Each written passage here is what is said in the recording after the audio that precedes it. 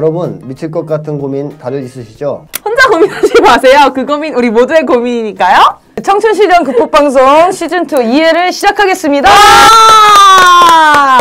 네, 오랜만에 뵙겠습니다. 저는 김맹금입니다. 와, 김명무입니다. 네, 나는 안녕하세요, 지라프입니다. 네, 심리학자 김태형입니다. 네. 아, 이런 좋은 분위기에서 다들 녹화를 하고 계셨군요. 아쉽지만, 우리 윤탱님께서 지금 기사 마감을 미친듯이 하고 계시느냐고 제가 또 땜빵으로 오게 되었습니다. 아쉽지만 하니까 또 언니가 이제 바뀌는 줄 알고 또 깜짝 놀랐잖아요. 아니, 저 윤태현을 지금 밀어낸 거죠. 혹평이 너무 난무하더라고요. 윤태현 언니 어떡해. 어떻게 후기 안 보여주고 싶더라고. 근데 안 볼 언니니까요. 네. 넘어갑시다. 알겠습니다. 아마 이 방송도 안 들을 거예요. 아니, 뭐 그렇게 얘기해가지고 그때 혼이 났어요. 후기에 보니까 방송도 안 들으셨고 막 그래서 분위기를 잘 모르시는 것 같다고. 우리가 그렇게 못했나? 아니 근데 진짜 안 들었어. 죄송합니다. 태연 언니가? 좀 들었어야 되는데 네. 이게 정말 우리의 사실 이 방송의 모토는 선생님을 띄우자. 선생님의 얘기를 진심으로 잘 듣는 그런 방송인데 윤태는 또 이 열의가 너무 넘쳐가지고 자기가 이제 멘트를 계속 쳐보고 싶어가지고 좀 그런 일들이 있었죠. 또 기자니까. 네네. 네, 뭐 기자여서. 이렇게 예리한 질문 나름 예리하다고 생각했을 거예요. 예리한 척한 질문. 네. 안타깝죠. 진짜 이 방송 안 들을 거니까. 네. 그래서 저희가 이제 후기가 막 원래 여러 가지를 다루는데 뭐 여러 가지가 많이 안 올라왔어요. 그래서 몇 가지 혹평에 대한 후기만 간단히 짚고 넘어가도록 하겠습니다. 첫 번째 혹평입니다. 누구 할까요? 윤탱 할까요? 지라프 할까요? 매도 먼저 받는 게 낫다고 알겠습니다. 절 먼저 해주세요. 네, 지라프님이 과도한 리액션. 네. 이 가식적으로 이런 거 한다. 말했지. 가식적으로 네. 한다. 그래서 너무 듣는 사람이 약간 불편함이 느껴진다. 네. 이런 좀 혹평이 있었어요. 네. 어떻게 생각하시죠? 저는 오늘 원래 리액션이 세요. 영상을 안 보셨다니까요. 그래서 그런 거구나. 근데 그럼 그분이 시즌 1을 안 들은 게 아닐까요? 아니요, 시즌 1을 쭉 들었대요. 들었대요? 저는 진짜로 참다 못해서. 그러니까 나는 진짜 근데 선생님 느끼셨어요? 제가 리액션을 원래 이렇게 하잖아요. 오버하지도 않고 덜하지도 않았는데. 아니, 항상 오버하죠. 그러니까 근데 항상 오버하는 남들보다 오버하는 페이스인데 이게 그날따라 더 오버하는 게 아니라는 거지. 그렇죠, 내 그렇죠. 말은. 아주 일반적인 네. 정도였어요. 그래서 좀 그런 평가를 들었을 때 좀 어떻게 받아들이셨길래 그렇게 했나. 너무 진지하게 받아들이지 말아요. 아니야. 근데 나는 그렇게 생각하긴 해. 나도 리액션이 좀 과도했다고 그래요? 생각해. 평소에 과도하긴 하니까. 네. 그래서 좀 어쨌든 상담 방송이니까 조금 그거에 맞는 리액션을 앞으로는 조금 더 공감 갈 수 있는 리액션을 할 수 있도록 노력을 해보는데 잘 될까 모르겠어요. 제가 댓글을 달았어요. 그래서 지라프의 매력은 그건데 그걸 빼면 얘는 정말 시체가 되는 거예요. 그래서 이제 이렇게도 웃지 말아야겠다. 제가 들어가서 또 알겠다. 제가 더 신나게 웃어주고 있었잖아요. 네. 아무튼 지라프의 매력인데 이제 뭐 익숙해질 수 있도록 조금 더 뭐 이렇게 다듬는 걸로 하겠습니다. 알겠습니다. 네, 다음 평가인데요. 우리 윤탱이 약간 과도하게 그 상담자에게 질문을 좀 들이댄 게 아닌가 이런 좀 평가가 있었어요. 그러니까 과도하게 질문을 들이댔다기보다는 좀 나도 좀 그런 느낌 받았어. 취도하듯이 그런 게 아닌가요? 이게 좀 정색하면서 언니가 얘기하는 그래요? 거야. 그래서 이렇게 좀 나도 내 남자라면 그렇게 들으면 좀 부담스럽겠다 생각은 저도 있었어요. 그거에 대한 평가가 아닐까라는 생각을 해요. 질문이 맞다. 뭐 무슨 평가였어요, 정확히? 그러니까 선생님 얘기를 더 많이 듣고 싶은데 이렇게 말을 끊고 질문을 하거나 이런 거에 대해서 좀 약간 좀 불편함을 느껴졌다 뭐 이런 내용이었거든요. 선생님 어떠셨어요? 기자하기 전에 수사기관에 계셨던. 그러니까 취조하듯이 그랬죠. 취조하듯이. 근데 그것도 초반에 거의 잠깐이었어요. 그러니까 그거 말고는 괜찮았는데. 그 말고는 거의 말을 못했는데. 그거는 아니고 후반부에 이제 예를 들자면 막 이제 나름대로 열심히 자기가 설명을 해주려고 설명을 해주려고 했는데 네, 맞아요. 그 얘기를 말이 했어요. 좀 세서 그래요? 가르치려는 맞아요. 저 얘기였어요. 약간 이런 거 가르치려고 아니에요? 하냐. 이런 거잖아요. 뭐 이런 식으로 맞아. 느낌을 좀 줄 수 있는. 그렇군요. 제가 방송 들었으면 저는 못 느꼈는데 우리 시에서 그런가 봐요. 아니 제 생각에 근데 이제 듣는 분들이 기본 자기도 이제 그 상황이 된 것처럼 이렇게 들으시는 분들이 많으니까 그래, 좀 그래. 민감하게 느껴지실 수도 있었을 것 같아요. 그래서 맞습니다. 윤탱한테 잘 전달하는 걸로 하겠습니다. 알겠습니다. 네, 걱정 마시고요. 어쨌든 이제 첫 방송을 한 거여가지고 이 둘의 합이 사실 선생님과 지라프와 저의 이런 3인의 합 1년 동안 어렵게 쌓아온 그 합보다는 당연히 좀 떨어지지 않을까 네. 생각하는데 아무튼 이제 시작하는 거니까요. 시즌2 좀 많이 이렇게 바라봐 주시고 조언도 해주시면 좋겠습니다. 네. 네, 넘어가겠습니다. 오프닝. 네, 기린 김맹구입니다. 그게 쉬는 시간에 기린 놀이를 막 이렇게. 자, 1부를 시작하겠습니다. 이슈로 바라보는 사회심리 시간이죠. 이슈? 여기 이슈? 아, 어렵구나. 이거 어렵다니까. 윤탱이랑 진짜 힘들겠다 이거. 자, 도입 이슈로 몇 가지만 다루고 갈 건데요. 저희 뭐 이렇게 진짜 시사 방송은 아니니까요. 네, 세월호 1주기가 다가오고 있습니다. 그래서 지금 뭐 광화문에 천막들이 있는데 지금 그 농성장을 철거해달라고 시청에서 이제 고지도 하고 서울시에서 박원순 시장님 너무 실망이에요. 약해. 어떻게 생각하시나요, 선생님? 박원순 시장. 뭐 그런 데 대해서는 저도 문제가 있다고 생각하죠. 갑자기 그 얘기도 하고 싶네요. 어쨌든 동성애 뭐 반대한다 막 이런 발언도 하고 하면서 막 논란이 많았거든요. 박원순 시장님이? 네. 근데 이제 원래 옛날 소신을 그대로 유지하는 거면 괜찮은데 옛날하고 많이 바뀌어왔다는 게 그러니까요. 있죠. 지금 많이 바뀐 상황이죠. 초기에 이제 본인이 썼던 책, 발언 이런 거에 비하면 요즘에는 좀 입장이 바뀌었다는 건데. 그러니까 말입니다. 그러니까 한국의 정치인들이 이 정치할 때 그런 생각을 많이 하잖아요. 어차피 이 민주 쪽은 민주 세력은 나를 지지할 것이다. 난 그쪽 사람이었으니까. 근데 이제 보수 쪽 표를 얻어야 내가 집권할 저도 테니까. 생각했어요. 그래서 맞아. 이제 보수 쪽에 좀 잘 보이려고 하는 이런 걸 이제 생각해서 그런 행동들을 많이 하는데 제가 생각할 때 굉장히 위험한 행동이에요. 보수 쪽 편은 움직이지 않잖아요. 네. 어떤 일이 있어도. 제가 이제 왜 그 책에서 그렇게 분석을 한 게 그거 아닙니까?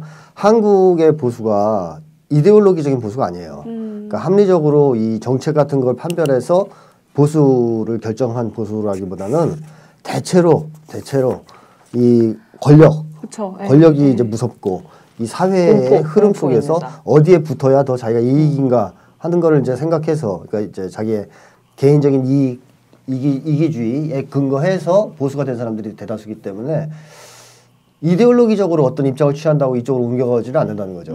오히려 거꾸로 그 공포, 그러니까 극우 보수 세력에 대한 공포가 줄어들거나 아니면은 자기가 보수 쪽에 붙어봤자 어떤 이득도 얻을 수 없겠다 하는 게 확실해질 때나 이제 이동이 되는 건데 이제 그런 점에서 본다면은 그 보수의 아부에서 보수적 색채를 드러내는 것이 표를 가지고 오는 데는 거의 도움 안 됩니다.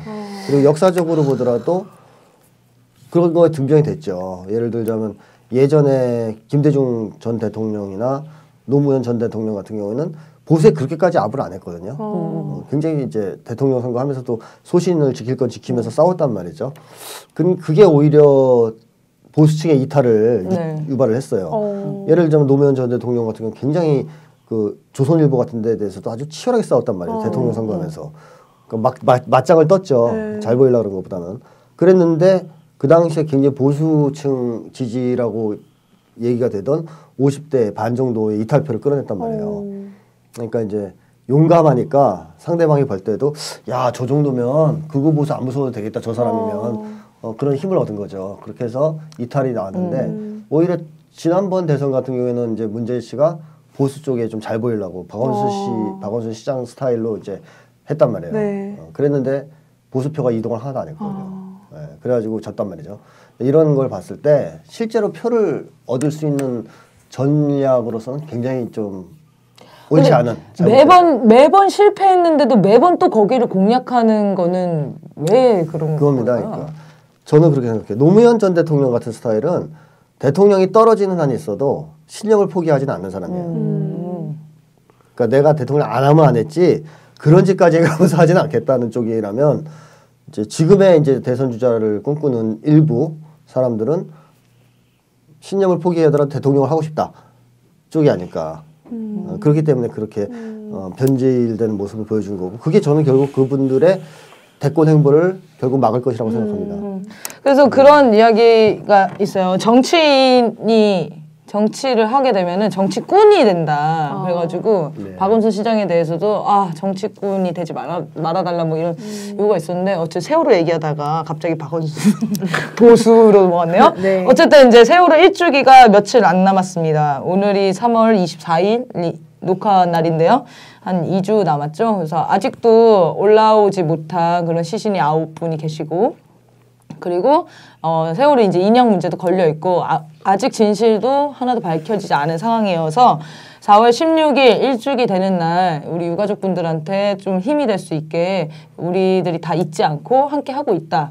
이렇게 평상시에는 유가족분들이랑 이제 시민들이 많이 나오질 않으니까 점점 동력이 떨어지잖아요. 그래서 영석이 아버님이라는 분이 있는데 강화문에 이제 쭉 농성하시는 분이에요. 근데 그 아버님이 대학생들이랑 간담회 할 때 이런 얘기를 했대요. 영석이 아버님이랑 민우 아버님 이렇게 두 분이 보통 농성장을 지키시거든요. 네, 그 아버님께서 1주기가 끝나고 나면은 진짜 민우 아빠랑 나만 남을 것 같아서 강화문에 그게 너무 두렵다고 얘기하시더라고요. 근데 저는 이렇게 생각해요. 세월호를 많은 국민들이 잊은 게 아니고 그러니까 실제로 행동을 하지 못하지만 이 마음속에 분명히 뭔가 담아두는 게 있다고 생각이 들어서 1주기 때 꼭 많이 나갔으면 좋겠고 제가 아는 친구가 이제 4.16 약속 지킴이 뭐 이런 활동을 하거든요. 근데 뭐 저번 주엔 다이빙벨 그 영화도 보고 그리고 아버님이랑 이제 유가족 간담회도 하고 그랬는데 일주일에 한 번 딱 그 세월호 문제를 직면하는데도 너무 마음이 힘이 든다는 거예요. 근데 유가족분들은 사실 매일매일을 그렇게 계속 1년을 지금 지내오신 거잖아요. 그래서 그 마음이 정말 가늠이 안 될 정도로 어떤 힘으로 이겨내고 계신 거죠. 잠깐 1시간만 페이스북에 세월호 내용의 이슈를 하나만 클릭해도 저는 되게 버티기 힘들거든요. 막 우는 것도 너무 힘들고 이제 막 보기가 싫은 그런 마음이 너무 힘드니까 그런 지경인데 진짜 유가족분들 정말 대단하신 것 같아요. 네, 그래서 우리가 잊지 않고 1주기에 다 같이 이 방송을 들으신 분들도 다 같이 만났으면 좋겠습니다. 네, 그리고 한 가지 더 요즘에 아주 떠오른 핫이슈 우리 간장게장 밥도둑 홍준표님 지금 패러디가 있어요. 밥도둑 홍준표 간장게장보다 더 밥을 훔치기 잘한다고. 네. 근데 지금 무상급식의 경남도 경남도는 뭐야? 경상남도. 네, 경상남도의 무상급식 그 재정이 취소된 거죠? 지금 취소했죠. 무효된 거죠? 그래서 학부모들이 막 항의하고 집회하고 막 그러시더라고요, 지금. 그래서 막 이런 얘기를 했어요. 홍준표 예전에 배 곪고 막 그럴 때 수도가에서 막 물 먹고 정부 지원 받아가지고 막 살아나는 사람이 어떻게 배고픈 사람의 마음이 이해를 못하냐. 뭐 이런 얘기가 있던데 좀 이 사태 어떻게 좀 바라봐야 되는지 알고 계시죠? 네, 알고 있어요. 네, 어떻게 생각하셨습니까? 이 사람은 왜 밥을 훔쳤는가? 그걸 봤어요. 그거 되게 말장난 같은 거 봤는데 뭐지 무상급식 안 할 거면 내가 준 표 내놔. 준표. 그래서 준표 맞아요. 맞아. 그거를 봤는데 지금 신났어. 맞아. 패러디하려고 본물이야 본물. 근데 그런 게 되게 어떻게 생각하시나요? 근데 이 얘기도 있었잖아요. 이 경남도지사는 하루에 한 끼 밥값을 28,000원. 맞아. 근데 지금 무상급식 그거 하는 게 그렇게 아깝냐고 너나 밥 불걸. 근데 왜 안 해요? 그거 저도 궁금해요. 선생님 어떻게 생각하세요? 명분에 이제 돈이 없다 그러는 건데요. 그죠? 네. 돈이 없지 않잖아요. 돈이 없지 않지. 돈이 없어도 해야죠. 돈이 그 생각에 전환을 못해 우리는. 그 홍준표 도지사 이런 얘기를 했다 그러죠. 학교가 밥 먹으러 가는 곳이냐. 예, 맞아요. 명언이죠. 저도 명언을 할게요. 학교가 그럼 밥을 굶으러 가는 곳입니까? 그렇죠. 이상한 사람이죠. 그래서 이 무상급식을 이제 반대하는 이제 표면적인 이유는 돈이 없다는 건데요. 근데 그거는 말이 안 되는 거죠. 돈이 없다고 이제 무상급식을 안 한다는 것은 마치 그런 거랑 똑같은 거죠. 돈 없으니까 가족 중에 누가 병이 걸렸어요. 죽어가요. 그냥 죽게 놔둔 거랑 똑같은 거죠. 돈 없어. 돈 없으니까. 그러면 그게 뭐 그러면 사람들이 잘했다 돈 없으면 그래야지 이래요. 빚내서라도. 그렇죠. 일단 사람을 살리고 봐야지 이렇게 얘기할 거 아닙니까? 그래서 저는 옛날부터 얘기하는 게 무상급식 같은 거는 최소한의 이 생존과 관련된 거 아닙니까? 살리는 거, 애들을 살리는 거. 그리고 아이들 사이에 위화감을 또 줄여가지고 애들이 좀 더 학교 생활을 즐겁게 할 수 있게 왜냐하면 급식을 집에서 싸기 시작하면 격차가 확 보인단 말이에요. 도시락에서. 그러면 반찬 때문에 슬프잖아요. 어릴 때 경험해본 분들 다 아시지 않습니까? 네네. 그게 차라리 학교에서 급식을 같이 받아 먹으면 그런 걸 안 느끼고 서로 즐겁게 먹을 수 있는데 맞아요. 어릴 때부터 도시락을 싸다 보면 이제 누구 도시락은 옆에 보면 막 불고기인데 맞아, 막 김치 싸우면은 열질 못했다고. 네. 그랬어? 부끄러워서. 물론 이제 좀 더 너그러운 학교 분위기는 나았지만 그래도 상처 입는 건 똑같아요. 어차피든 왜 나는 맨날 고추장 볶은 거야? 뭐 이렇게 이제 슬프고 그러면 또 이제 또 오히려 잘 싸운 애들 중에서 미안해하는 애들도 있었어요. 옛날에는. 요즘은 안 그러지만. 자, 이런 거 자체가 안 좋다 그래서 무상급식을 한 거 아닙니까? 그러니까 어릴 때 애들이 상처를 입고 열등감 같은 걸 가지면 평생 열등감이 가거든요. 초등학교 때 열등감을 갖게 되면. 그게 이제 제가 생각할 때는 뭐 홍준표 같은 분도 그런 희생자 아니냐. 어릴 때 열등감을 갖게 돼서 수도가서 물 먹다가 그 상처를 딛고 여기까지 올라와서 이렇게 인간이 삐뚤어지지 않았을까. 그럼 홍준표 같은 사람이 더 안 나타나게 하기 위해서라도 무상급식을 하는 게 옳다 하는 생각은 드는데 아니 근데 이 사람이 어쨌든 밥을 굶다가 뭐 못 살았겠죠? 아무튼 밥을 굶다가 갔는데 그러면 더더욱 밥 굶는 거에 서러움을 더 잘할 거 아니에요. 알죠. 안 굶었을까? 안 굶었나? 그러니까 이게 사람이 있잖아요.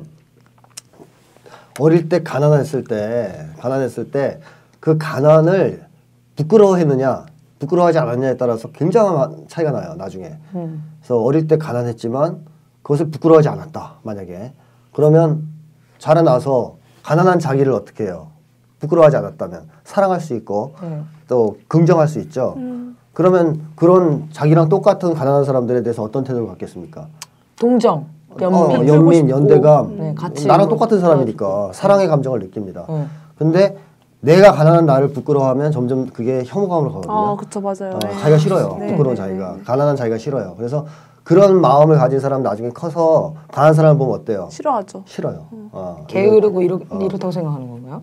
그래서 이제 미국 같은 경우도 옛날에 보면 흑인들이 자기가 흑인인 거를 부끄러워하는 사람은 흑인을 싫어해요. 흑인이면서. 흑인을 싫어하고 백인들한테 가서 붙고 뭐 이런 식이고 거꾸로 또 흑인인데 그걸 자랑스러워하고 좋아하는 사람은 흑인들을 좋아하고 사랑해요. 그래서 민권운동가들이 그런 얘기를 했단 말이죠. 민권운동을 하려면 성공하려면 흑인이 우선 자기가 흑인임을 긍정하고 자랑스러워해야 된다. 흑인임을 사랑해야 된다 이거죠. 그래야 다른 흑인을 사랑하게 되니까. 그래서 이런 걸 보면은 이 메커니즘의 기초에서 이제 우리가 생각해 보면 결국 이 무상급식을 싫어한다, 안 하려고 한다는 사람들은 기본적으로 가난했던 자기를 증오하는 사람들. 지금 자기 혐오자들이라는 거죠. 심리학적으로는. 그리고 뭐 가난한 이웃에 대해서 너그러운 사람들일수록 가난한 자기를 긍정하는 자기를 사랑하는 사람들. 이고. 그래서 정신적으로 상당히 위태로운 사람들이에요. 제가 볼 때는. 마음이 아픈 분들이 정치하면 안 돼요. 저는 그래서 인간을 사랑하지 않는 자들이 정치를 하면 안 된다고 생각해요. 최소한 자기 사랑은 할 줄 아는 사람이 정치를 해야 자기를 사랑하는 사람이 남도 사랑하거든요. 이 지금의 이제 홍준표 도지사 같은 사람들은 사실은 자기 사랑도 못 하는 거죠. 자기 사랑을 할 줄 아는 사람이라면 왜 가난한 자기를 그렇게 부정하고 가난한 시절을 부끄러워하고 그럼으로써 가난한 자들에 대해서 그렇게 냉정하게 행동할 수 있겠습니까? 그러니까 이제 사실은 인간 사랑을 할 줄 모르는 자기 사랑조차 할 줄 모르는 좀 불쌍한 사람들인데 그런 사람들은 그냥 집에 있어야 되는데요.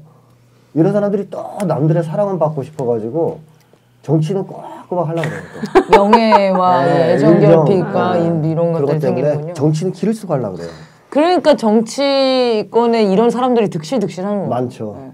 사활을 걸고 거기서 하려고 하니까.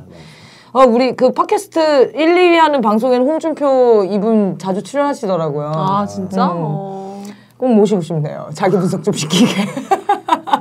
자기를 사랑하시냐고.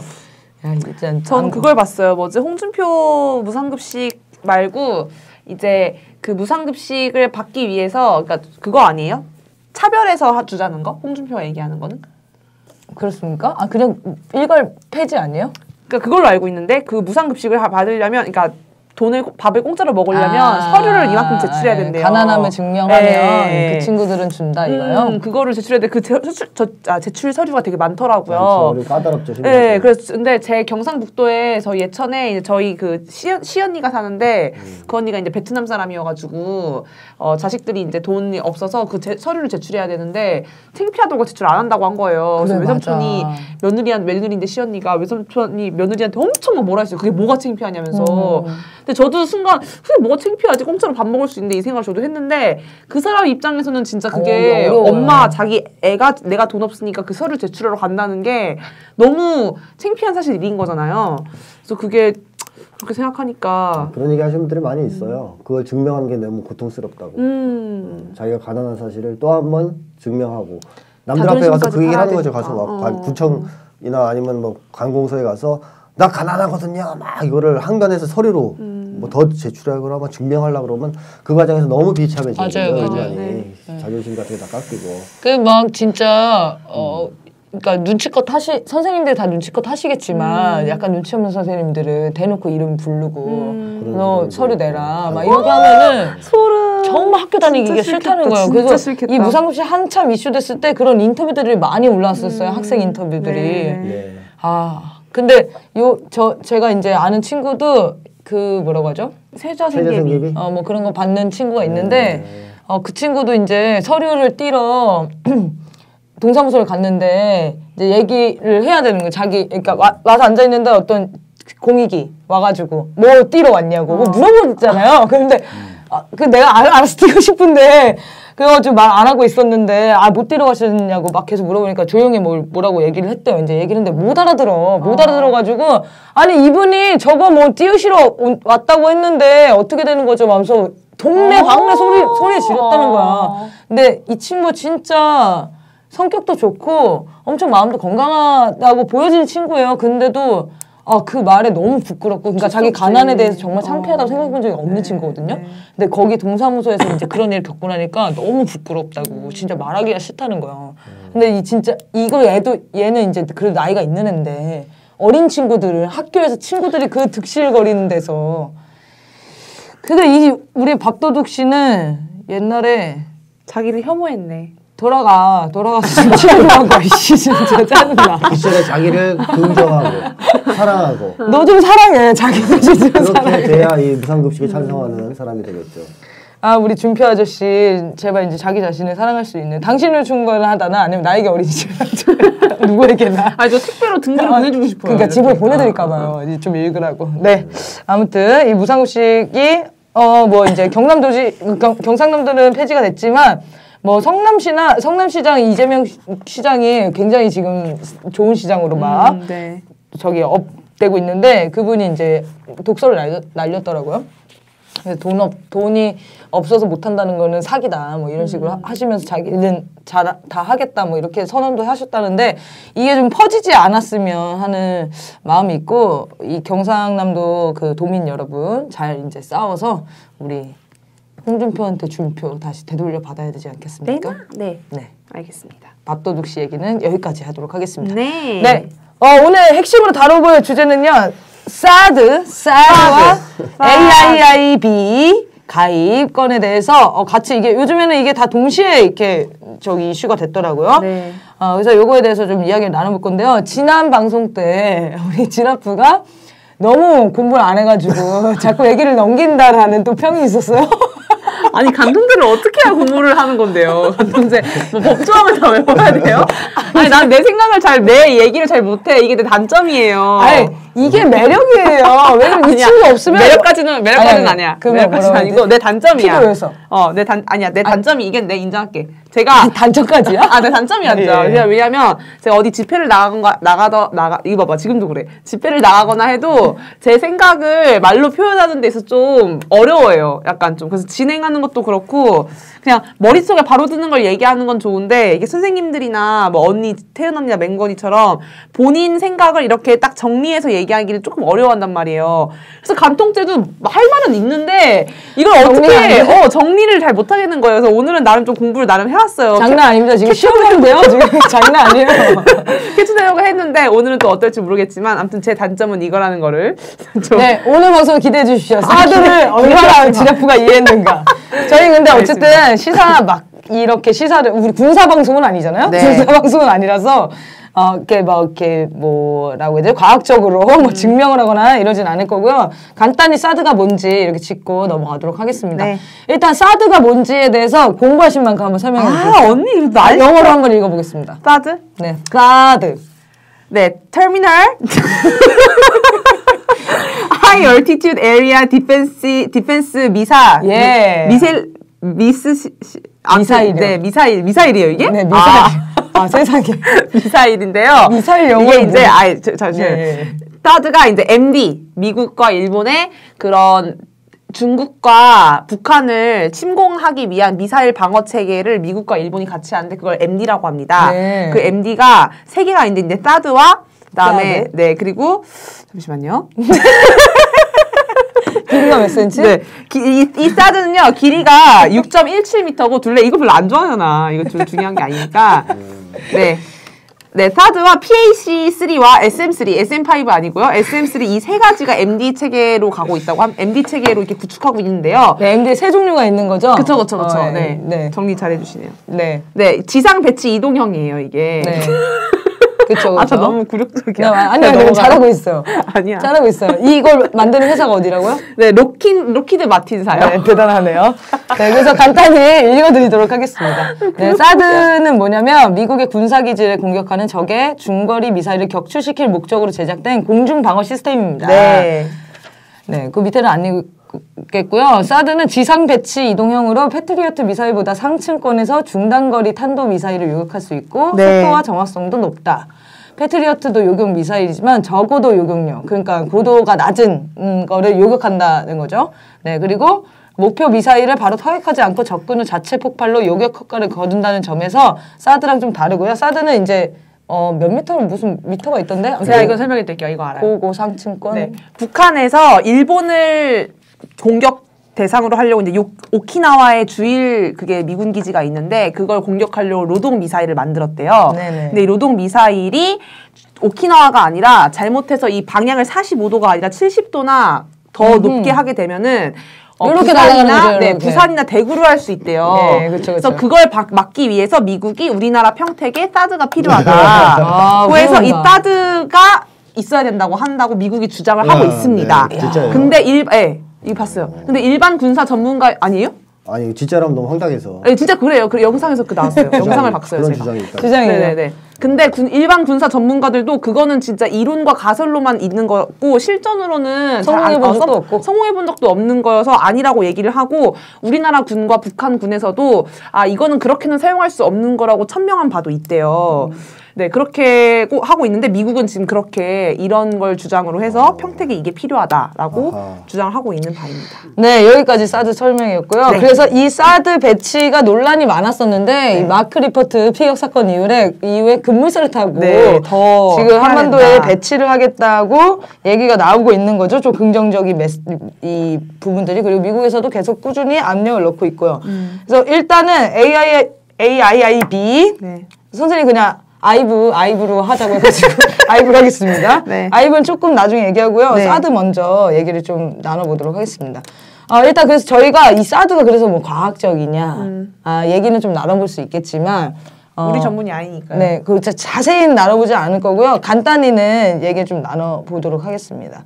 일단 지금 뭐 여러 가지 논쟁 지점이 있어요. 첫 번째는 이 한반도에 사드를 배치하는 것이 중국에게 위협적일 수가 있다. 그래서 한중 외교에 난간이 된다. 뭐 이런 논쟁 지점이 있고, 두 번째는 사드의 효율성, 실제로 요격이 가능한 것인가, 성공한 바도 없고 이런 쪽으로는 나와 있지만 대부분 지금 불가능하다고 얘기하고 있는 거거든요. 다들 지금 코웃음 치시더라고요. 네. 어쨌든 그래서 이거를 개발하기 위해서 투자하는 그 비용과 우리가 그거를 사오는 비용이 네. 어마어마하다는 거죠, 가격이. 네, 그쵸. 그래서 요거에 대한 좀 논란이 있고. 그리고 이 가격을 또 우리나라한테 부담을 시키고 있어서 우리가 사는 거니까요. 네, 네. 예. 그래서 그거랑 세 번째는 이거는 뭐 나와 있는 내용은 아니었는데 그냥 제가 고민이 들었던 지점인데요. 어쨌든 사드를 배치하게 되면은 예를 들면 북한이 만약에 우리나라를 침공할 때 미사일을 보내면은 이런 주요 시설이 있는 곳에 꽂히게 되지 않겠습니까? 미사일을 쏘면? 그러면 우리나라에 또 한 타격 지점이 또 생겨버리는 건데 이게 우리나라한테 무슨 도움이 되는가라는 좀 의문이 좀 들더라고요. 그래서 이 몇 가지 논쟁 지점에 대해서 같이 얘기 좀 나눠보고 네. 하도록 하겠습니다. 일단 사드 배치 선생님 어떻게 생각하십니까? 이건 이제 뭐 그야말로 중국용이죠. 러시아 중국 견제용. 그렇죠. 그렇죠. 이게 북을 견제하는 무기가 아니죠. 방어 체계가. 방어 체계 자체가 이게 엉터리다라는 것은 뭐 너무나 잘 알려진 사실이고, 근데 그걸 일단 논의를 하더라도 만약에 방어 체계가 작동을 한다고 쳐도 이거는 전적으로 중국이나 러시아를 견제하는 무기 체계지 북을 견제하는 체계가 아닙니다. 왜 그러냐면 북과 우리나라가 얼마나 가까워요. 그렇죠. 그죠? 그럼 북에서 미쳤다고 노동 미사일을요. 그 중거리 미사일을 이렇게 쏜다는 거죠. 하늘로 이렇게 미쳤다고 쏘겠어요. 뭘 쏘겠어요? 그냥 포 쏘면 되지. 포. 네. 그 포가 실제로 있잖아요. 장사정포, 북한에서는. 방사포. 네. 그렇죠. 300km씩 나가는 방사포도 갖고 있어요. 북쪽이. 그 다음에 단거리 미사일 널렸어요. 그러면 단거리를 쏘지. 어떤 미친놈들이 중거리를 하늘에 대고 쏩니까? 그렇죠. 요격하라고? 그러니까 이거는 정신병자들이 하는 소리고, 만약에 이제 핑계인 거죠, 한마디로. 네, 네. 북쪽이 남쪽을 공격할 경우에는 미사일 쏘는데 단거리 쏴요. 그쵸. 짧은 거. 네. 그리고 핵을 탑재할 리가 없죠. 왜냐면 그 방사능이 어차피 그 한반도 넘어와서까지 다 피해가 가는 거잖아요. 뭐 이제 최악의 경우에는 탑재할 수도 있지만 단거리에다 탑재하든 포위도 탑재할 수 있어요. 핵은 소형화시키면. 아니면 진짜 막말로 비행기로 떨궈도 돼요. 옛날에 일본 같은 경우에 어떻게 했어요? B-52를 떨어뜨렸잖아요. 그러니까 이게 탑재하는 거는 뭐 이제 일은 아닌데, 이제 문제는 뭐냐면 북에서 예를 들어서 미사일이라든가 이제 쐈단 말이에요. 그러면 서울까지 오는데 얼마나 걸리냐고. 요격하기 위해서 쐈는데 레이더로 잡혔어! 아니, 잡히는데 30초. 네, 쏜 거를 이제 파악하고, 그러면 이제 계산해야 되죠. 계산해야 돼가지고 막 하는데 2분 안에 어떻게 해. 못한대요, 그거를. 못해요. 해도. 물리적으로 그렇죠. 불가능해요. 너무 짧아요. 그리고 이 사드가 아까도 얘기했지만 고고도 미사일 아닙니까? 네. 그러니까 높은데 150km 정도 위에 올라가서 요격하는 거거든요. 그럼 북쪽이 미사일은 다 이렇게 온단 말이에요. 짧으니까 거리가. 이렇게 해서 이렇게 쏠 리가 없죠. 더 빨리 쏴가지고. 그러니까 그거를 이 150에 올라가서 맞추는 미사일은 한반도에서 필요가 없어요. 그럼 왜 이게 필요하냐면 북이 어디를 쏠 걸 막으려는 거냐? 미국 쏘는 거. 그러니까 미국을 만약에 쏜다. 이제 전쟁이 나서 북미 간에. 그럼 미국으로 쏠 때는 좀 고도를 높여서 쏴야 된다. 북쪽. 하늘을 올려야 되니까. 그거를 요격하려고 사드를 갖다 놓은 거지.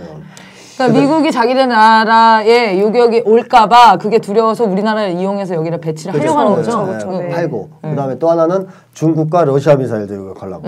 중국과 러시아 미사일을 쏴서 올라갈 때 맞춰버리려고 하는 거죠. 그러니까 북이 남쪽을 공격하는 거하고는 전혀 상관이 없는 문제예요, 이게. 그래서 사실 이게 미국 좋은 일만 시키는 거고, 러시아 중국 입장에서 열받는 일이죠. 왜냐하면 러시아 중국의 그 군사력을 상당히 많이 위협하고 무력화시킬 수 있기 때문에 러시아나 중국 입장에서 굉장히 기분 나쁘죠.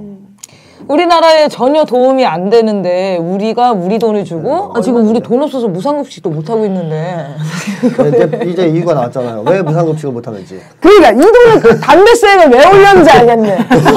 담배세를 왜 올렸는지 싸자려고. 그렇지. 세금을 긁어 모아가지고 그걸 가지고 지금 이걸 살라고. 그리고 미국한테 줘야 되니까. 그리고 사실 패트리어트도요. 그게 과장돼가지고 요격률이 형편없어요. 성률 10% 미만대라고 하더라고요. 거의 요격은 실패했다 보시면 돼요. 패트리어트는 쓰레기라고 보시면 돼요. 한번 자료 찾아보세요. 근데 한국에 다 팔았잖아요. 비싼 돈 주고. 저희가 샀나요? 샀죠. 네. 패트리어트 갖고 있죠. 뭐 미사일만 산 게 비행기를 다 샀잖아. 지금 뭐 모르겠네요. 비행기니 뭐니 뭐 하여튼 미국에서 한물 간 거를 이제 비싼 가격으로 사주는 게 한 20년 된 비행기랑 막 이런 거 샀죠. 한국의 주특기 아닙니까?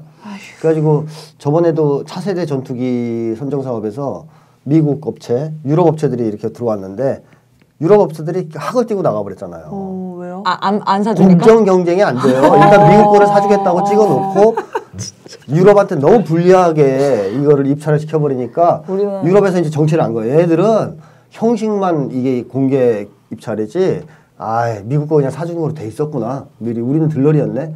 그래가지고 열받아가지고 가버렸어요.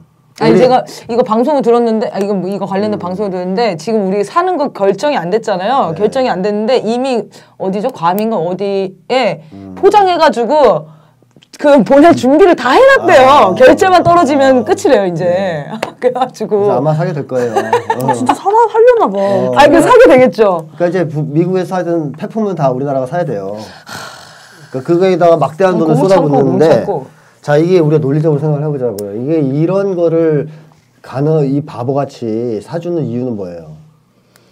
왜 궁금합니다. 남북 관계가 나쁘고 부부관계가 나빠서 그런 거 아니에요? 그렇죠. 예. 그리고 현 정권이 국민적 지지를 못 받고 있기 때문인 거죠. 그건 무슨 말이죠? 국민적 지지를 못 받으면 자기들 지켜줄 게 누구밖에 없어. 미국이라고 생각하는 거예요? 미국 말고 누가 자기를 지켜줘요, 자기들. 정말? 그러니까 큰 나라에 기대서 정권의 안보를 지키려고 하는 이런 것 때문에 사줘야 된단 말이죠. 거기에 이제 개길 수 있는 사람들이 아니죠. 자, 이런 이유 때문에 우리나라가 막대한 돈을 거기다 퍼주면서 애들 밥은 굶기겠다라는 이제 정책을 하고 있는 것이 현재 새누리당이죠. 얄밉네요. 그래가지고 참 이게 사실은 그거예요. 지독한 그 사대주의자들의 이 전통이 있어요. 우리나라는 역사적으로. 그런데 그것이 이어져 내려오면서 지금까지 계속되는 듯해서 참 가슴 아프죠. 그리고 이런 발상들은 좀 이제 치워야 되잖아요. 우리가 미국한테 의존해서 안보를 지키겠다는 발상.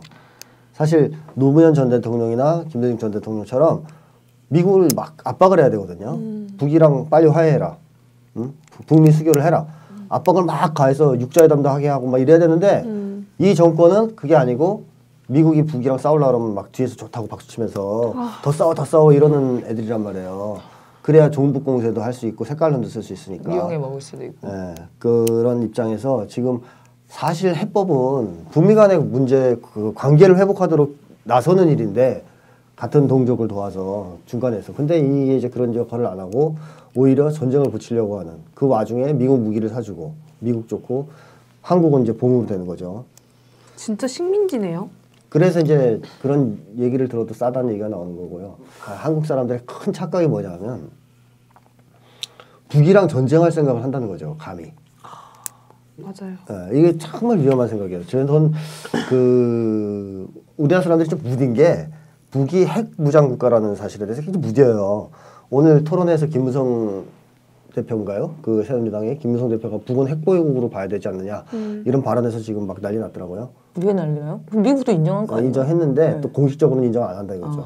참 웃기는 얘기인데요. 무슨 의미가 있어요 지금? 네. 미국의 모든 이제 군사 사령관이라든가 국회 청문회 이런 데서 핵보유국으로 뭐 다 들어가 있는데 네. 국가 공식적인 입장은 또 아니다. 한국은. 근데 진짜 자존심이야 뭐야? 근데 이제 우리가 없으니까 그러는 거야? 말장난이고요. 이제 핵보유국으로 인정하지 안 하는 건 말장난이고 실제로 핵보유국이냐 아니냐가 중요한 건데 핵보유국이라는 사실을 너무 쉽게 생각하는 게 있어요. 어떤 의미인지 우리한테 크게 다가오지가 않는 상황인 네. 거죠. 그러니까 쉽게 얘기하면 이거죠. 이거는 군사력으로 싸움을 할 수 없는 상황인 거예요. 핵이 없고 있으면 생각해 보세요. 예를 들어서 재래전을 했어요. 그냥 핵 안 쓰고 우리 핵 안 쓰고 한번 싸워볼까? 막 싸웠어. 근데 남쪽이 막 이겨요. 그래서 평양이 거의 함락되기 직전까지 열받아. 갔어. 그럼 북에서 함락해 주세요 이러고 있을 것 같아요? 핵을 쏴야죠. 핵을 쏘겠죠. 네. 이판사판인데. 그럼 핵을 쏴서 남쪽이 어떻게 될 것 같아요? 전멸하죠. 이 좁은 땅덩이에 핵을 쏘면 자기들도 피해를 입겠지만 국가가 완전히 존망의 위기에 처했다든가 정권이 존망의 위기에 처하면 안 쓸 리가 없죠. 핵을. 그럼 핵을 쓴단 말이에요. 그러니까 재래전으로 아무리 잘 싸워도 핵을 갖고 있으면 안 돼요. 이게 왜 도대체 유엔의 안전보장이사회라는 것이 핵보유국들이 들어가서 하고 있느냐. 이유가 있는 겁니다. 걔네들이. 왜? 힘이 있으니까. 핵이 그만큼 무서운 무기니까. 그래서 지금 미국, 러시아, 중국, 영국, 프랑스가 안전보장이사회에 중국도 있어요? 핵이? 중국 들어가 있죠. 네, 그 핵 무장 국가들이고 11개 국가가 조금 더 있는데 이 다섯 나라가 왜 이제 짱이냐 하면 핵 무장 국가이면서 다 잠수함이 있어요. 핵 잠수함 갖고 있어요. 핵 잠수함이 왜 무섭냐면 상대방이 핵 공격을 하면 바닷속에 숨어 있다가 보복 공격을 할 수가 있어요. 그러니까 이제 두드려 맞아도 핵 보복을 할 수 있단 말이에요. 그러니까 이 다섯 나라는 핵 공격을 못 해. 무서워서. 다른 나라들이 감히. 핵 전쟁이 가능한 수행 가능한 보복 실력을 가지고 공격을 할 능력이 있는 나라들이란 거예요. 다섯 나라가. 그러니까 서로 전쟁을 안 해요. 왜냐하면 먼저 선제로 까도 자기도 잠수함에서 맞을 생각을 해야 되니까. 그렇죠. 그러니까 이게 이제 무서운 건데 그런 걸 생각한다면 사실 북이랑 한국이 전쟁을 해서 큰 소리 좀 치고 우리도 응징하겠다, 뭐 원점을 타격하겠다 이런 헛소리 좀 그만하고 핵도 없으면서 제대로 참 맞짱을 뜨고 싶다면 핵을 보유해야 되는 게 맞아요. 한국도. 독립해서 미국과 별개로요? 네, 핵을 보유하고 핵미사일을 개발해서 이런 균형이 맞춰지죠. 남북 간에. 서로 핵이 있으니까. 서로 못 치죠. 재래전도 겁나서 못해요, 이때는. 왜냐하면 재래전이 핵전으로 비유하면 둘 다 죽으니까.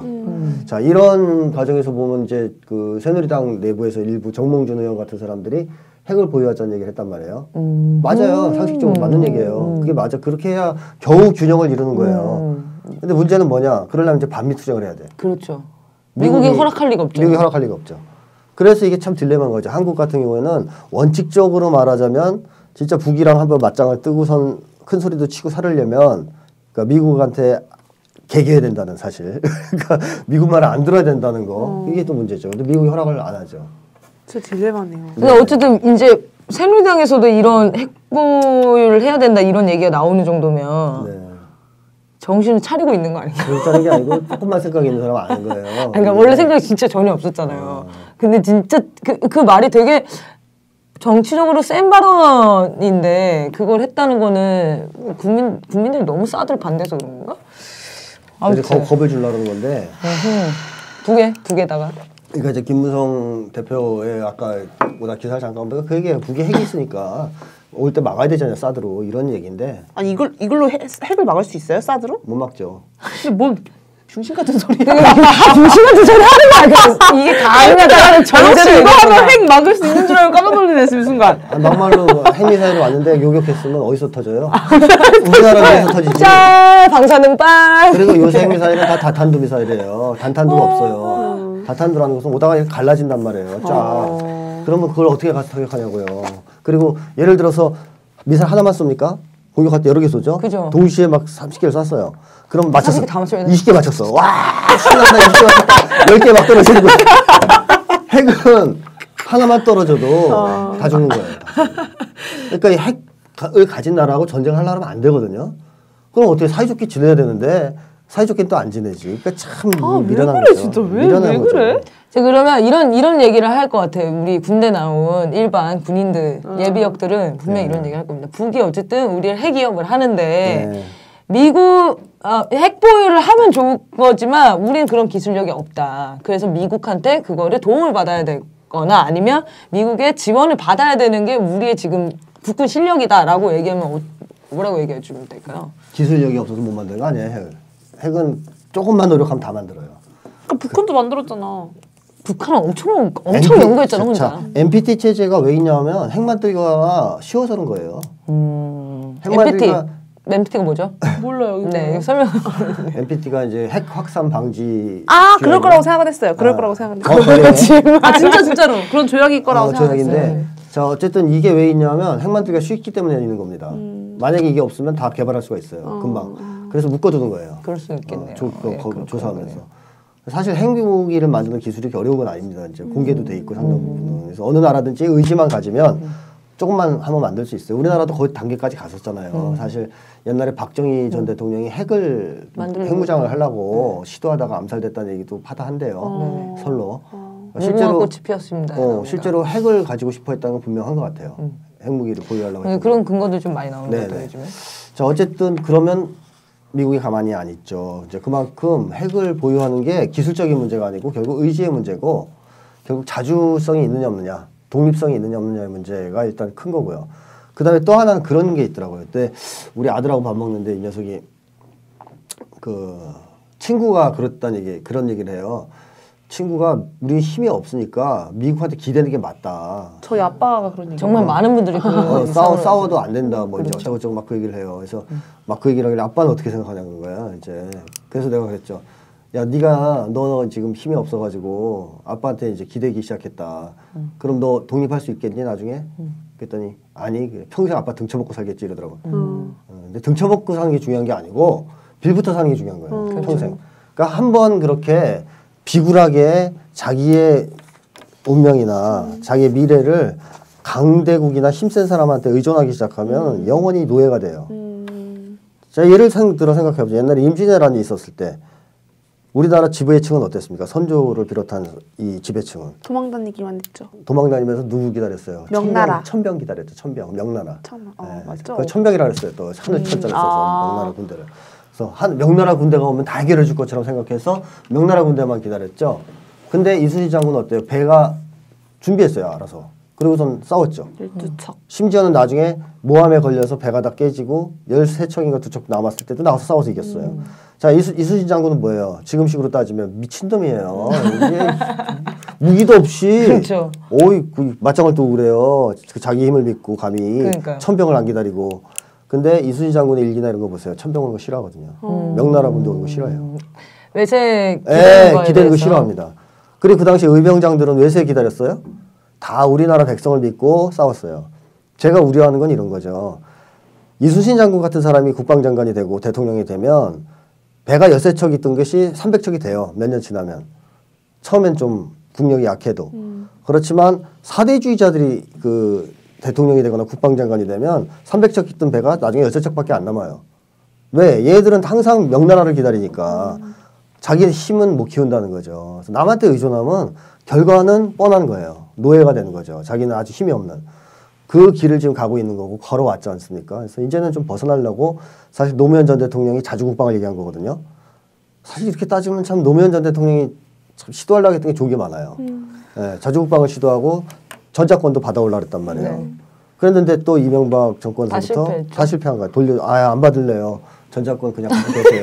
안 받을래요? 싹 밀었잖아요. 우린 됐어요. 우린 아직 준비가 안 된 것 같아요. 우리를 지휘할 수 없어요. 뭐 이제 저는 머저리예요. 이거 얘기 안 해요?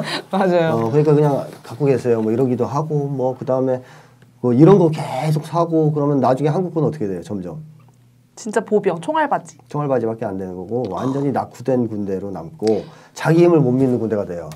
그 전쟁 나면 미군이 없어 아무것도 못하는 군대가 된다는 거죠. 오합지졸이 된다는 거죠.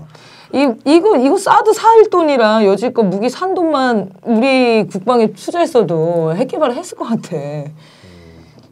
아니 더 좋은 거는 남북 간에 화해를 하면 돼요. 그쵸. 그게 아주 본질적으로 해결 방법이죠. 김대중 노무현 전 대통령처럼 남북 화해를 추진하고요. 통일을 추진하고. 그럼 개발을 그러면 전쟁할 필요가 없으니까. 그쵸. 투자를 줄일 수 있는 거죠. 투자를 할 이유가 없잖아요. 그다음에 이제 북미 간의 수교를 하도록 강력하게 요구하고 국제적 여론을 조성하고 그래서 미국이 어쩔 수 없이 이제 대북 적대 정책을 철회한다. 이렇게 되면은 다 해결되는 거 아닙니까? 사실은 김대중 노무현 전 대통령이 그 도선을 취해서 갔죠. 상당 부분 이제 진행이 됐었잖아요. 안타깝게 이게 이제 이명박 정권 들어서 다 뒤집혀서 그렇지 그 방향으로 다시 돌아가면 돼요. 간단하잖아요. 네. 그러면 뭐 문제가 안 되는데 너무 어려운 길로 가다 보니까 지금 돈 써야 돼. 자기 살려고 자기만 살려고. 아니 본인들도 살 길이 아니라니까 이건. 당연하죠. 전쟁 나면 뭐 안 죽습니까? 미사일이 그렇죠. 눈 달렸어요. 그러니까 이 사람들은 진짜 심리를 이해를 못 하겠네요. 우리나라에 도움도 안 돼. 자기한테도 본질적으로는 도움이 안 돼요. 그리고 돈은 다 갖다 바치는 거야. 그리고 국민들한테 욕까지 먹어. 뭘 위해서 이러는 거죠? 근데 내가 봤는데 중앙일보 어제자 기사인가 엊그저께인가 박근혜 대통령이 남북정상회담 생각하고 있다고. 생각은 예답도 했어요. 그럼 계속 매년 하고 있어요. 매 순간마다. 김세현 동안 생각하고 있었어요. 1년에 뜨던데요. 1년에. 매 순간마다 생각하고 있을 거야. 계속 생각하고 있는데 문제는 사실 이 흐름을 쭉 보면 그거 할 때마다 미국이 방해를 하잖아요. 그러니까 이제 그 방해를 어떻게 이겨내느냐가 문제인데 또 그건 못 이겨내죠. 저 궁금한 게 있습니다. 만약에 지금 대구에 배치를 하려고 거의 뭐 물밑 작업들이 들어가고 있잖아요. 그럼 대구에 배치하는 이유는 평택에 원래 하려고 했다가 대구에 배치하면은 그 사정권에 중국이 빠진다더라고요. 그러니까 북한만 들어가는 거래요. 근데 평택에 하면 중국 거기까지가 영역이 돼버리고 대구로 내리면은 북한에서만 이렇게 동그랗게 되는 거야. 그래서 중국한테 우리 이렇게 할 거니까 이거 너네 위한 거 아니야. 너네 때문에 한 거 아니야. 뭐 이런 얘기를 하려고 대구에 지금 배치하려고 하는 건데 대구 사람의 입장에서 보면은 지금 죽음의 위협이 목전에 다가온 거잖아요. 여기 이걸 배치한다는 거는 또 주요 타격 지점이 되는 건데 그럼 대구 사람들 입장에서는 전혀 도움이 안 되는 거잖아요. 전쟁 나면 1순위죠. 네. 그 북만이 그렇죠. 1순위겠네. 예를 들어 중미 간에 전쟁이 붙었다. 중국하고 미국 간에 그렇죠. 분쟁이 붙었다면 중국이 어디부터 치겠어요? 대구. 여기부터 쳐야지. 사드부터 치죠. 사드부터 다 쳐버리고서 시작하죠. 그러면 대구는 이 새누리당의 완전한 지지층인데, 그러니까 이런 얘기가 있더라고요. 지지층이기 때문에 반발이 없을 거다. 반발이 별로 없어서 대구를 배치하는 거라는 뭐 이런 설이 있는데, 대구 사람들 입장에서는 자기가 진짜 지지했던 이 사람들이 배신을 때린 거잖아요. 솔직히 말하면. 배신이 아니라 어차피 좋은 건가? 어차피 이 집권자들은 대구 사람들을 사랑하는 사람들은 아니에요. 대구 사람들이 너무 사랑해 주니까. 그냥 사랑도 아니고 그냥 어쩔 수 없이 이 내력이 사람 내력이 그러다 그렇게 됐지. 어느 지역 사람도 사랑하지 않아. 이 사람들은 인간을 사랑하지 않는다니까요. 그렇죠, 그렇죠. 근데 대구 사람들은 철수까지 믿고 사랑하는데 어쨌든 새누리당 입장에서는 자기 확고한 지지층들까지 버리는 사실 선택을 한 거가 아닌가 저는 막 그렇게 생각이 들거든요. 이승만도 그랬죠. 버렸죠. 아, 그러네요. 서울시민 버리고 혼자 도망갔어요. 대구 사람들은 이제 정신 차릴 때가 왔네. 어차피 버려요. 전쟁 나면 다. 이승만의 전통이 있어요. 우리나라는. 그리고 이런 거 심리를 이해하려고 하면 머리가 아픈 것 같아요. 그러니까 난 정말 궁금했거든. 사람이 이제 뭐가 문제냐면 자기가 어떤 강한 힘에 이제 숭배를 했잖아요. 그 사대주의에 빠져서 숭배를 하면 세상 보는 눈 자체가 망각돼요. 완전히 쪼다가 돼버리는 거예요. 약간 정신병적 상태에 들어간다 그럴까? 그러니까 뭐 거의 광적인 신봉 이 정도까지 올라가는 거죠. 그 옛날에 예를 들면 한국이 어떻게 해서 그렇게 당한 거 아닙니까?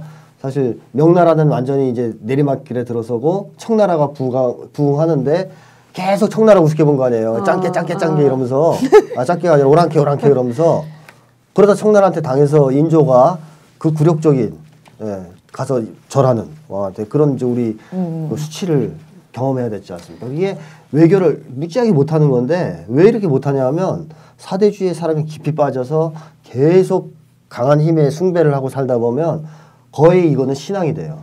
그냥 합리적인 사고가 아니잖아요. 이 사람들이 제가 아까 말씀드렸듯이 정확하게 뭐 이제 이론 같은 걸 받아들이고 논리를 따져서 이쪽에 간 게 아니고 그냥 무서워서 힘에 굴종한 것이든 이익 때문에 붙었든 그거 자체로 갔기 때문에 합리성이 없단 말이에요. 합리성이 없으면 결국 광신화됩니다. 그래서 거의 뭐랄까 이거는 불패신화 같은 걸 믿는다든가 그런 게 생기죠.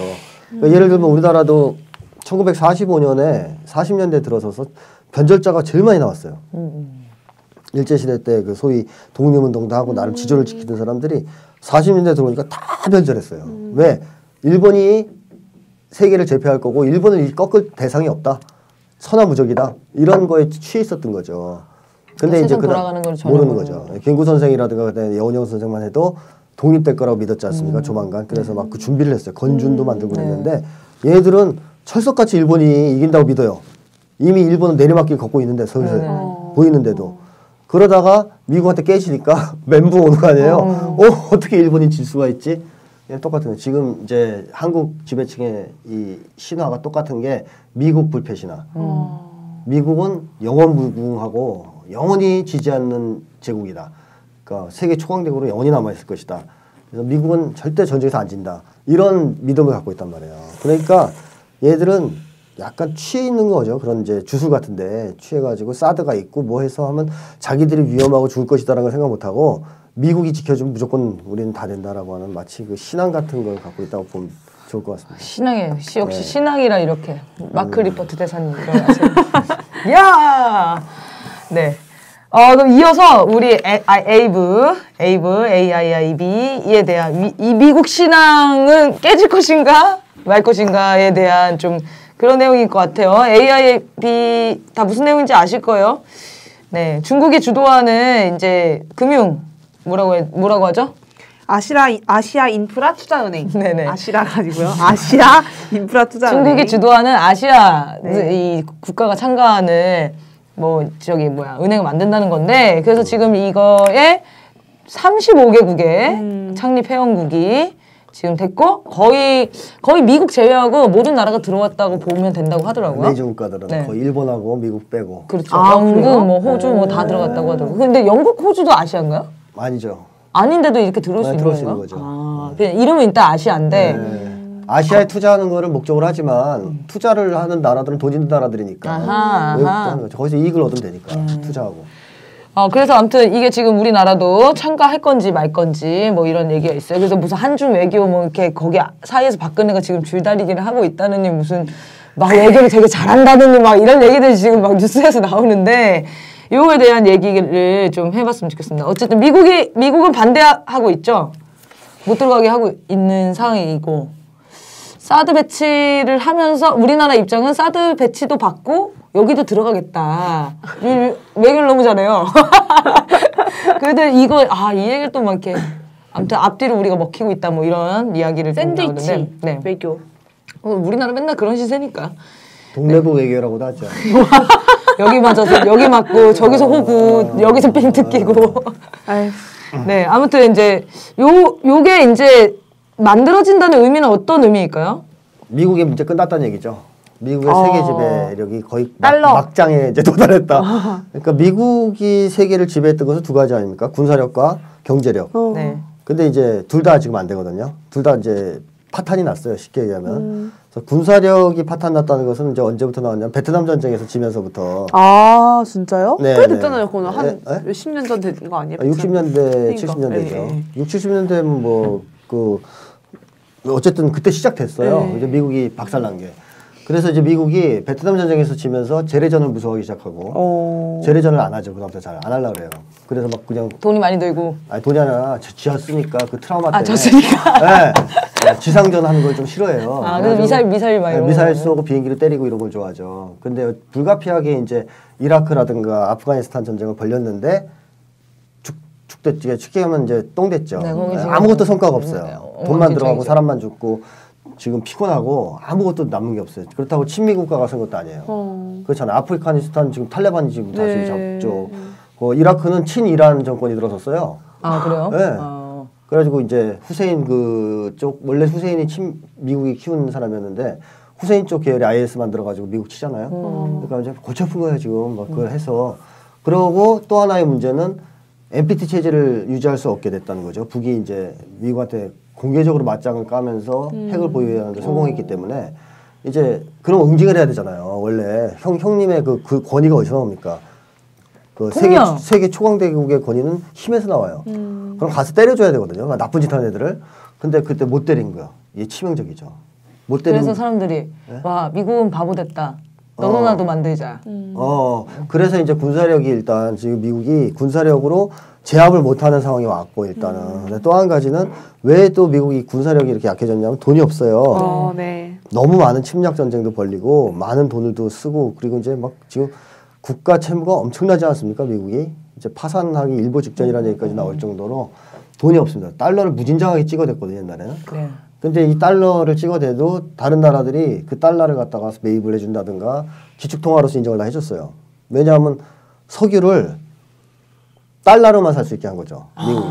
그러니까 이제 석유를 거래하는 게 굉장히 중요한데 이걸 달러 결제만 되니까 달러를 보유를 안 할 수가 없습니다. 이런 이제 체제를 미국이 강조를 해왔는데 요즘에는 석유 결제도 달러로 안 해요. 유로화로도 하고 중국 그 인민화 인민화라고 합니까? 그걸로도 하고 러시아 루브라로도 하고 막 그러죠. 그래서 이제 달러를 굳이 보유할 필요가 없고 위험하니까 오히려 이제 없애려고 하는 사람들이 있고 그러니까 미국에서 달러 찍어봤자 불쌍한 좀 팔아버리고 막. 찍어봤자 별로 이제 사람들이 달러 가치가 계속 하락하고 있잖아요. 이런 것 때문에 미국이 옛날에 돈을 마구 달러를 찍어가지고 국제 뭐 개발은행이라든가 뭐 이런 기구들 IMF라든가 이런 걸 만들어서 세계를 지배했거든요. 돈놀이하면서. 돈을 주는 대신에 이제 요구 조건이 있죠. 이렇게 우리말 잘 들어. 그다음에 이 국제기구가 그야말로 이 약육강식의 원리에서 이제 운영이 됐어요. 그동안. 유엔도 그렇고 그 국제 IMF 같은 것도 아시아개발은행도 마찬가지고요.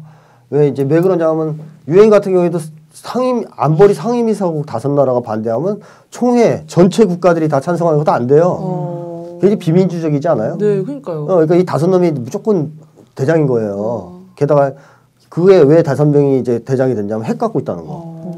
핵을 갖고 있고 이제 잠수함이 있다는 건데 그걸 가지고서 대장 해먹으면서 다른 나라들은 꼼짝 못하게 하고 그렇다고 다른 나라들이 핵 가지려고 그러면 NPT 갖고 협박해서 못 갖게 하고. 이런 규제가 많네요. 그러니까 영원히 자기들이 대장을 해먹겠다는 얘기고요. 네. 그 중에서 또 최고 대장은 미국이었죠. 네. 그리고 이제 돈에 있어서도 마찬가지인데 아시아 개발은행 같은 경우도 미국이 돈을 많이 냈죠. 그럼 발언권도 많이 가져가요. 그러니까 미국이 반대하는 정책은 통과가 안 돼요. 얼마나 그 제3세계 나라들이나 이런 다른 나라들 싫겠어요. 아프리카 이런 데 이런 나라들 생각해보면 돈 좀 빌려주세요 그러면 미국이 안 돼 그러면 그만이니까. 그래서 중국이 민주적인 기구를 좀 만든 것 같다. AIB, 이제 AIB는 그렇게 미국처럼 일부 나라가 막 마음대로 할 수 있는 게 아니고 좀 공정하고 객관적인 이렇게 투자를 해줄 수 있는 지원을 해줄 수 있는 그러니까 제국주의적 성격이 없는 금융기구를 표방하고 이제 등장했단 말이에요. 자 그러다 보니까 이제 미국에서는 이제 열불이 터지는 거죠. 안 그래도 그 전에 브릭스라는 게 나와가지고 미국의 이 세계 지배 체제에 도전을 했는데 브릭스도 잘 되고 있거든요 지금. 브릭스도 잘 되는데 또 AIB까지 잘 돼요. 거기에 또 미국이 그렇게 좋아하는 짝사랑했던 영국, 호주 이런 나라가 다 거기 가서 참가를 해버린 거예요. 완전히 미국이 왕따네요 지금. 네, 그래가지고 원래 미국은 21세기 초반에 멸망한다고 이렇게 예언했던 학자들이 많이 있었는데요. 실제로 제국의 역사를 보면 로마 제국이든 뭐든 다 망합니다. 오래 못 가고. 근데 그 망하는 징조가 미국한테 이미 나타났어요. 나타났어요. 그래서 미국 같은 경우는 지금 거의 이제 내리막길이거든요. 이제 누가 봐도 아, 저 나라는 좀 어렵겠다 이런 게 느낌이 오는 상황이고 오히려 거꾸로 중국은 이렇게 상승하는 듯한 느낌을 그렇죠. 받아요. 그러니까 이제 옛날식으로 따지면 미국은 명나라죠. 지는 해고 네. 중국은 청나라인 거죠. 한참 치고 올라오는.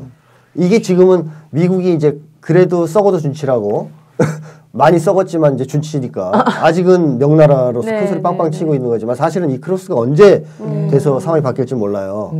그러면 이제 우리는 어떻게 되느냐. 미국한테 믿고 계속 그렇게 하다가는 완전히 이제 미국하고 같이 주저앉을 수가 있단 말이죠. 그래서 AIB에 가입을 해야 돼요. 당연히. 가입해야 되는 겁니다. 근데 제가 궁금한 게 있어요. IMF는 사실 AIB가 생기면은 별로 안 좋지 않나요? 입장에서? 어쨌든 같은 그런 약간 기금 뭐 은행 같은 거잖아요. 네. 그러면은 서로 어쨌든 IMF가 지금 짱이었던 거 아닌가요? 이 지금 상황이? 세계은행이 더 힘이 있다고 세계은행. 하죠. 뭐 근데 세계은행도 IMF도 지금 여기 이거 생기는 게 환영한다고 하는데 왜 환영을 하는 거? 왜냐하면 걔네들도 아무리 그 기구도 미국이 지금 지배하려고 그러지만 미국에서 떨어져 나오고 싶어 하는 게 있어요. 빨리 자기네들 독립해서 살아야 되니까. 그 기구도 그리고 좀 민주화하고 싶은 욕망이 있어요. 그 사이에. 그 최근 들어서 유엔에서 계속 결의안에서 미국이 왕따당하는 현상이 그래요? 꾸준히 있었거든요. 그러니까 미국만 이제 반대하고 다 찬성하는 이런. 미국 그러니까 미국 끝났네. 그러니까 옛날 같지 않아요. 이제 미국이 이제 말빨이 잘 안 통해요. 유엔 같은 데서. 그래서 오바마가 폭삭 늙었구나. 네, 얼굴이 안 좋죠. 그래가지고 국제기구에서도 계속 미국을 그 진짜 이제 별것도 아닌데 이제 우리가 봐도 종이호랑이 같은데 너무 권한이 많고 진외의 마음대로 하니까 좀 줄이고 싶어하는 욕망이 있단 말이죠. 그런 의미에서 민주적인. 그러니까 IMF라든가 이런 데도 그걸 이제 노리는 사람들이 많고 원하는 국가들이 많죠. 네, 그렇군요. 그래도 이제 AIB는 좋죠. 그럴 때. 그렇군요. 미국이 이렇게 끝나가는데 우리나라의 이 정치인들은 이 사대주의 물든 사람들은 아직도 미국이 짱이라고 평생 왜 안 바뀌는지 모르겠어요. 진짜. 신앙이니까. 아까 했죠. 신앙이죠. 사실은 눈을 보지 일본이 못하나. 멸망한다는 걸 믿지를 않는다니까요. 그러니까. 절대로. 일본이 망하기 전까지는. 이 사람들한테는 일단 이건 종교예요. 종교. 거의 광적인. 지금 그럼 우리나라 입장에서는 사드보다는 AIB에 적극 참여하는 게 우리나라 입장에서는 조금 좋은 거네요. 이제 근데 사실 한국이 말이에요. 미국은 별로 필요한 나라가 아니거든요. 그렇죠. 경제적으로 보면 거의 중국한테 얽혀 있어요. 그죠? 우리가 뭐 하는 거 수출도 다 중국에서 하고 사원도 중국에서 하고 중국하고 우리가 경제적으로 완전히 밀착돼 있지. 미국은 막말로 지금부터 관계 안 맺어도 상관없어요. 중국이 있기 때문에. 그만큼 우리가 이제는 미국이 아닌 중국 쪽으로 이렇게 경제권은 이미 얽혀져 있습니다. 이쪽으로. 그리고 또 뭐 북방 경제권도 있는 거고 장기적으로 볼 때 그런 걸 생각하면 미국하고 친하게 지내야 될 이유도 없고 오히려 미국한테 큰 소리를 쳐야 되거든요. 야, 너희 우리한테 도움이 안 된다 좀. 응? 좀 너희 갈 길을 가라 좀. 그리고 그럼 이제 주한미군도 내보내라 뭐 이러면 미국에서 오히려 형님 좀 형이라고 안 해. 누나라고 이제 바꾸니까 누나 여기 좀 남게 해줘요. 그러면 돈 줘 새끼야. 이렇게. 여기 좀 남게 해줘요. 그러면 돈 받고 이렇게 남게 해줄 수도 있는 거 아니에요. 근데 이게 지금 다른 데는 다 돈을 내죠. 미군 기지. 중국에 얽혀 있다는 현실을 아니까 함부로는 못하고 중국한테 함부로는 못하고 그렇다고 해서 관성 있죠. 관성. 명예에 대한 명나라 사대주의를 깰 수 없었던 그 관성 때문에 미국의 손아귀에서 또 못 벗어나와요. 그러니까 이 안에서 진짜 동네북처럼 여기서 맞고 저기서 맞고 그러니까 미국의 부통령은 와서 그런 소리 하는 거죠. 올바른 쪽에 베팅하라. 노골 쪽으로 얘기했단 말이에요. 박정권한테. 중국에 붙으면 죽인다 이런 얘기거든요. 그리고 중국의 시진핑대로 또 너 그렇게 하면 안 돼. 사드는 죽일 거야 뭐 이런 지금 중국 분위기가 굉장히 심각하대요. 얘기 들은 기사들에는 중국 사람들의 정서가 그런 거죠. 우리한테 돈 다 벌어가면서 한국이 먹고 사는 건 우리 덕분인데 감히 우리를 치는 미사일을 갖다 놓으려 그래? 이런 식의 격앙된 분위기가 있더랍니다. 그러니까 이런 것이 결국에는 어떻게 되겠습니까? 청나라가 한국을 그 당시 조선을 침략하는 그 빌미를 주듯이 중국을 오히려 밀착시키고 지금 시대 역행적인 한미일 삼각동맹을 이제 유지하게끔 만들려고 하는 이런 쪽에 우리가 지금 붙고 있는데 이거는 정말 가랭이 찢어지는 짓이죠. 그렇죠. 네. 네, 우리 이제 심리를 파악해 보려고 사실 사회 심리였는데 결국 정세 분석을 해버렸어요. 근데 왜냐면 심리를 분석할 수가 없었습니다. 신앙이 없기 때문에. 저는 그게 되게 그랬던 것 같아요. 선생님이 말씀하신 것 중에 뭐 미국의 사드를 설치하냐. 사드. 되게 발음 진짜 열심히 하시네요. 보통 그냥 사드라고 하세요. 네, 사드를 설치한다고 하나요? 배치하느냐 아니면은 중국의 아이브 이거를 하느냐 뭐 누구 편, 니 편, 뭐 미국은 우리 편이니까 중국은 우리 편이니까 뭐 이거 할 거야 이거보다는 이 언니가 보여준 칼럼 중에 그게 되게 마음에 들었어요. 그 진짜 대한민국에서 지금 필요한 실리가 뭔지 이익이 뭔지를 보고 나서 정하는 것이 가장 올바른 선택이다. 뭐 이게 그쵸 이때까지 얘기한 게 그런 거죠. 뭐 사드는 아니고 중국은 맞으니까 이게 하는 게 훨씬 경제력에 도움이 되니까 그런 선택을 그리고 외교에 내 편은 없어요. 그러니까 맞아 지금 그게 네, 제 말이 그 말이에요. 무슨 내 편이 어디 있어요? 그렇죠. 우리만 있는 거지. 완전 짝사랑이죠 이거는. 우리 그렇게 치면 참 우리 신앙적인 이 정치인들은 참 순수해. 미국이 정말 자기 편이라고. 이거를? 버리지 않을 거라고 믿죠. 그러니까요. 정말. 그래서 이제 버림받을 때 이 사람들은 무너지는 거죠. 어떻게 무너질까요? 정말 기대되네요. 무너졌을 때 무슨 기대되지 않아? 만약 미국 망했어. 자, 파산 선고.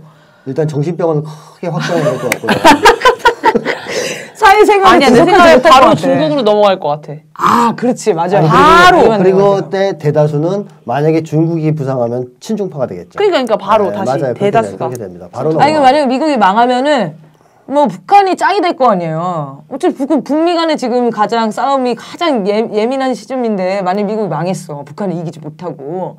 그러면 이제 종북 세력들이 판을 치는 거죠 우리나라에. 김무성 씨가 대표적인 종북주의자가 되는 거죠. 조선일보가 이제 또 막 김일성 장군 만세 외치면서 소름 돋아.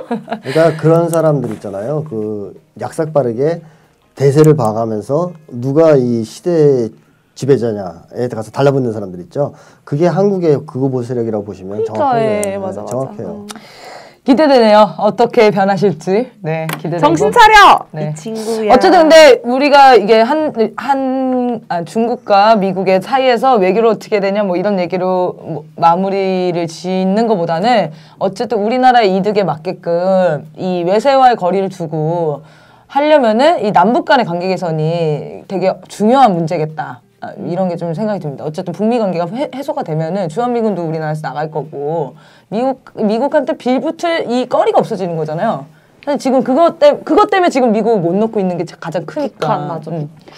남북 관계가 개선이 된다면은 이 부분에서도 실질적으로 많은 것들이 해결이 될 것 같네요. 엄청난 해결이 되죠. 그래서 어쨌든 근데 많은 분들이 이제 이게 미국과 중국과의 외교라고만 이렇게 단순히 보는 시각들이 많아서 사실 남북 관계가 중요하지 않나 이런 얘기 좀 짚고 넘어가고 싶었습니다. 네, 어쨌든 저희가 무려 거의 1시간 넘게 얘기했어요. 짧게 얘기하려고 했는데 어려운 것보다는 그 신앙심을 이해하려다 보니까 너무 시간이 오래 걸렸네요. 네, 그래서 이렇게 여기 이슈를 마치기 전에 광고 하나 드리도록 하겠습니다. 설명을 매일매일 지금 해야 될 판입니다. 왜냐면 사연이 점점 끊겨가고 있어요. 그래서 선생님이 해방될 시기가 다가오고 있습니다. 자유인이 됐어요. 선생님을 구속할 수 있게 여러분들의 사연이 필요합니다. 네, 저희가 고민 상담을 두 파트로 나눠서 이제 이루어진다고 저번 방송부터 말씀드렸는데요. 순한맛 고민과 매운맛 고민 이렇게 두 파트고요. 순한맛 고민은 매 방송마다 나가는 주제에 대한 고민들을 간단히 보내주시면 코멘트를 해주는 형식으로 몇 개를 이야기 나누겠습니다. 근데 이걸 이렇게 해봤는데 우리가 사연이 일주일에 한 개 들어오기도 어려운데 여러 가지 받는다는 게 내가 너무 아니야. 법륜스님의 증문득삭? 뭐였죠? 증문득살. 네. 맞죠? 그 급으로 생각했어요. 네, 그 급으로 생각했는데 한 번 더 해보고 안 되면 폐기하는 걸로. 네, 어쨌든 그리고 기존에 있던 너의 그 이메일 시간은 순한맛 고민 시간으로 바뀌는 거고요. 지난 방송에 이어서 이 직장 상사의 고민을 다시 한번 받도록 하겠습니다. 직장 동료한테나요? 직장 상사, 손윗 사람으로 하겠습니다. 아, 동료 됩니다. 동료 해주세요. 저 그냥 아무나 보내주세요. 말을 놔요. 동료가 나보다 어린데. 네, 그래서 사연 많이 보내주시고요. 사연은 cchung@gmail.com으로 혹은 네이버 카페 나를 미치게 하는 것들 혹은 페이스북 나를 미치게 하는 것들 여러 가지 다 열어놨습니다. 어떻게든 받아보려고. 네, 그래서 보내주시면 되겠습니다. 과연 시즌2 방송은 얼마나 갈 수 있을 것인지 기대 많이 해주시고요. 통일될 때까지! 선생님이 가장 기대하시는 것 같습니다. 이 방송 언제까지 갈 것인지. 네, 그래서 아무튼 1부 방송을 마치도록 하겠습니다. 다음 주에 뵙겠습니다. 안녕!